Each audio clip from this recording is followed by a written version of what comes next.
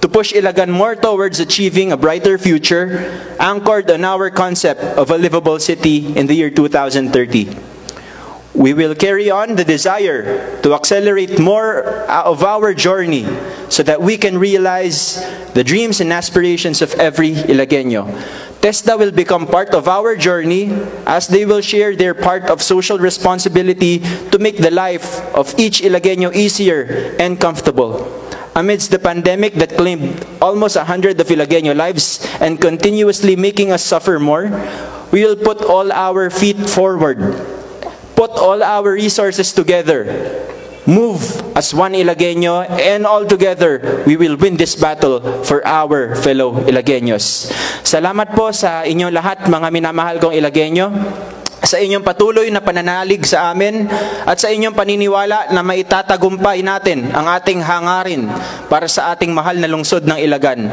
Salamat po sa pagkakaloob ng inyong mga pagtitiwala sa magagawa natin para sa inyong lahat na ating mga constituents at sa buong sambayanang Ilagueño. Saksi po ang lugar na ito kasama ng mga ahensyang nandito at sa mga kapanalig natin at sa mga magiging katuparan ng ating mga pangarap. Ang mga gusaling unti-unting nabubuo ay pangarap na unti-unting nagkakahugis at syempre nagkakaroon ng katuparan.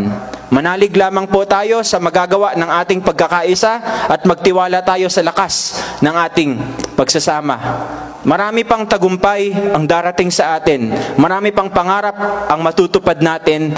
Ang pagbuo ng lugar na ito bilang isang sentro ng pagbibigay serbisyo ay bahagi ng tagumpay ng ating pagiging livable city sa darating na mga taon.